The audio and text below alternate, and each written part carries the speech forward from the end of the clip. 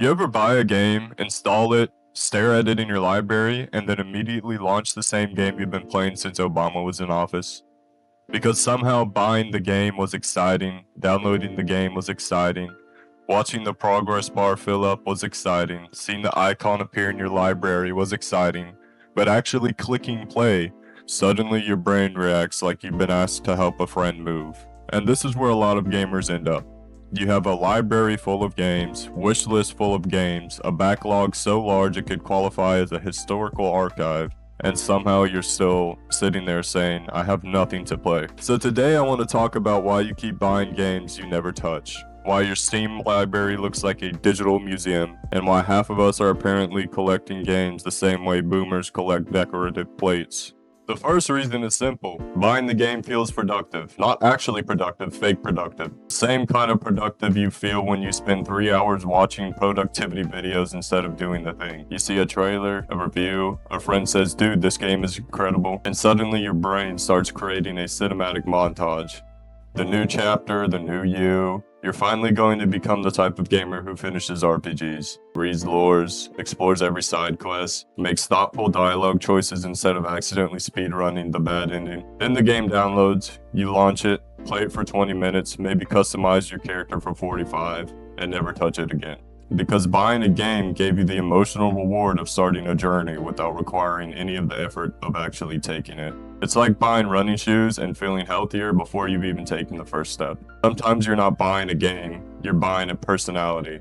And unfortunately, Steam does not offer refunds on those. Second reason is sales. Steam sales, PlayStation sales, Xbox sales, Nintendo sales, bundles, flash deals, weekend deals. Deals so aggressive they make you feel like you're robbing the company. Gaming storefronts have perfected the art of convincing people that they're making responsible financial decisions while actively spending money. You'll see a game marked down from $60 to $8 and immediately think, I can't afford not to buy this, which is a sentence that should honestly trigger a medical evaluation, because if you buy an $8 game and never play it, you didn't save $52. You spent $8. The game wasn't a bargain, it was clutter, digital clutter, the gaming equivalent of buying expensive exercise equipment that eventually becomes a coat rack. And these purchases stack up. $5 here, $10 there, a bundle with 17 games you'll never install. Then 6 months later, you're looking at your library wondering why you own free farming simulators despite having absolutely no interest in agriculture whatsoever. The third reason is that you're often buying the fantasy. Not the game, the fantasy. You buy a giant RPG because you imagine yourself becoming some enlightened lore scholar, a wise traveler, carefully studying every quest and every character. Then you launch the game and discover there are 14 currencies, 9 skill trees, and a codex with more reading material than your high school education. So you quietly leave. You buy a survival game because you imagine epic adventures with your friends, building bases, fighting monsters, creating memories. Then everyone plays for one weekend, one guy disappears forever, one guy says he's busy this week, one guy starts playing Valorant again, and the server dies within the lifespan of a fruit fly. You buy a competitive game because you imagine yourself climbing ranked, getting clips, becoming cracked, then 3 matches later you're accusing strangers of crimes that haven't even been invented yet. A lot of these games are purchased by the imaginary version of you, the version that's motivated, focused, disciplined, not the real version.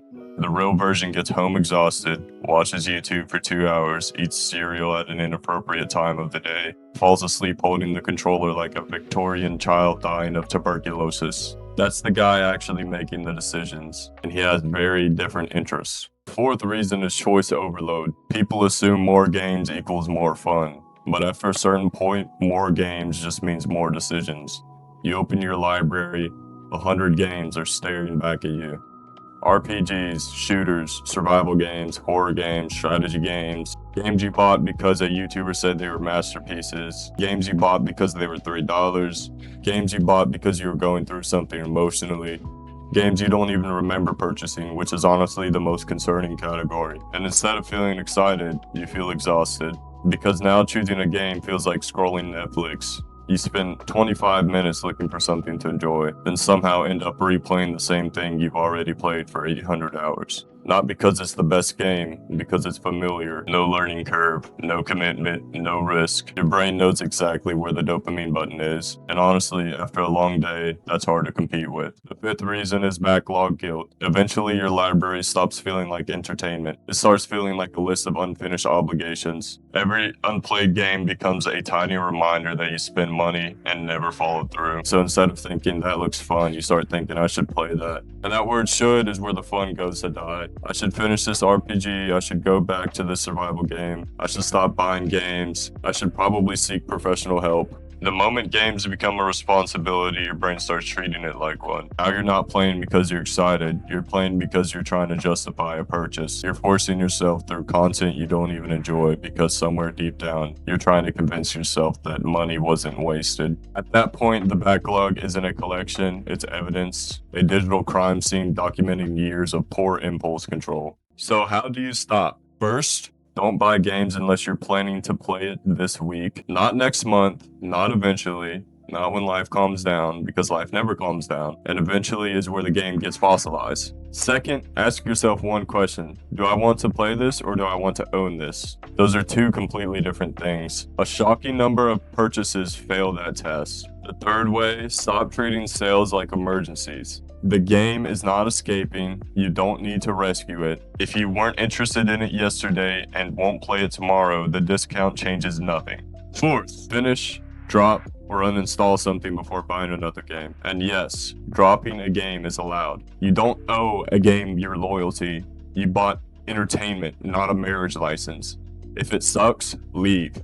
Fifth, keep a small rotation. One comfort game, one main game, one experimental game. That's it. You don't need 30 active games. You're not managing an investment portfolio. The point isn't that buying games is bad. Finding new games is fun. Getting excited about games is fun. That's part of the hobby. But eventually you have to separate the excitement of buying something from the enjoyment of actually using it. Because a lot of gamers aren't collecting experiences anymore. They're collecting possibilities. Possibilities that they'll probably never touch. You don't need another game sitting untouched in your library.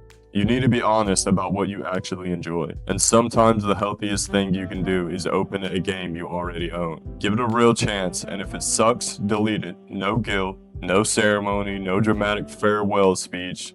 Just send it to the digital afterlife and move on. So that's why you keep buying games you don't play. The purchase feels good, sales feel smart, fantasy feels excited, but actually playing requires effort, and unfortunately there are no Steam sales for motivation. If you enjoyed the video, subscribe. I'm going to keep making videos about gaming, burnout, and all the weird habits gamers develop over time. And if you want to join my community of people trying to enjoy games instead of just collecting them like digital Pokemon cards, check out the server in the description. I hope you all have a fantastic day, and I'll catch you guys in the next one. Bye-bye.